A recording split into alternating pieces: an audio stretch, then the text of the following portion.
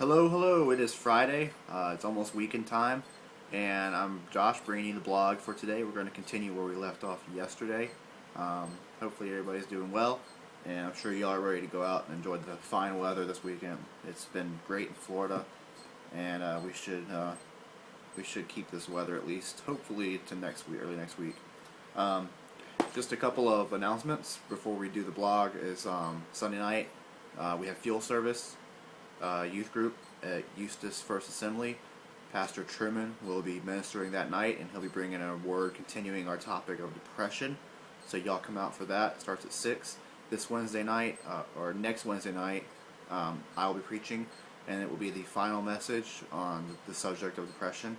I will be speaking on the subject of building strongholds of hope and fortresses of strength, and we'll just recap basically what we've all talked about this entire month.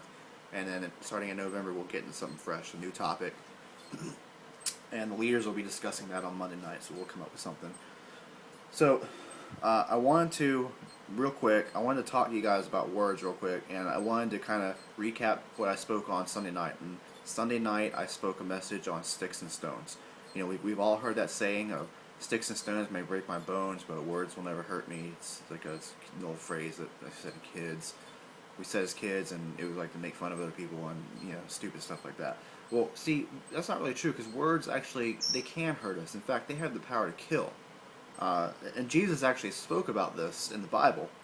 If we look at Mark chapter 11, starting in verse 12,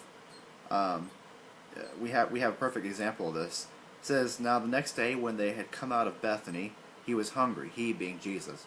"And seeing from afar off a fig tree having leaves, he went to see if perhaps he would find anything on it. When he came to it, he found nothing but leaves, for it was not the season for figs. Now in response, Jesus said to it, 'Let no one eat fruit from you ever again,' and his disciples heard it." Now if we skip down to verse 20 and pick up, we see the recap of this. It says, "Now in the morning as they passed by, they saw the fig tree dried up from the roots. Peter, remembering this, said to him, 'Rabbi, look, the fig tree which you cursed has withered away.'" So Peter picked up on it. He said, "Look, Jesus, you cursed this fig tree yesterday, and it's dead. It's not even alive anymore." And Jesus was counting on that. He did this for a specific purpose. He wanted to illustrate to us that when we curse something, when we curse somebody else, when we make fun of somebody, when we take advantage of somebody else and make fun of them or put them down, we can actually curse what God has for them. See, the fig tree, it had everything it needed to bear the fruit. It just wasn't in its season. It wasn't that it was incapable of producing fruit. It wasn't that it wasn't able to. It just simply wasn't its time. And Jesus knew that. He knew that it wasn't in season. He wanted to prove this to his disciples. He wanted to prove it to us. We need to take that and do something with it, guys. We can't be making fun of each other. We can't be putting other people down to build ourselves up. That's not how God has intended this for us. Too many times I see the church fighting the church. And that's backwards. We need to be fighting Satan. We're already in a war with the devil. We're always going to be. He's our enemy, and we're in a war with him.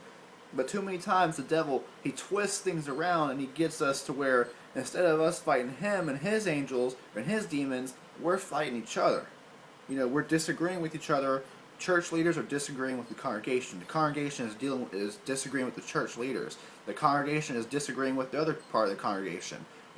I sit here on Sunday, so what are you doing in my seat? Guys, we can't be having that. We cannot be fighting each other.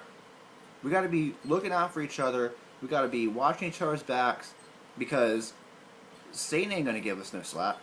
He's not going to just be like, well, they're busy fighting each other, so we'll leave them alone for a while. No, he's going to let us fight each other, and he's going to come fight us with, on top of all that. So I just want to encourage you guys that, don't be putting other people down. Don't be trying to make yourself look good and taking advantage of somebody else in the process. We need to have each other's backs.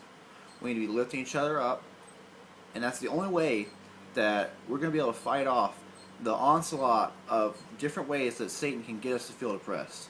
So I'm going to leave you guys with that. Like I said, Sunday night, Truman will be preaching.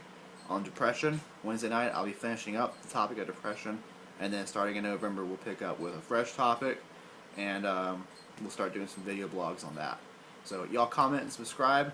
Let me know how this is. Let me know how I'm doing, and hopefully you guys are enjoying this. Y'all have a blessed weekend. God bless you. Enjoy this weather, because it's probably not going to last. We'll see. But y'all have a great weekend. God bless you guys.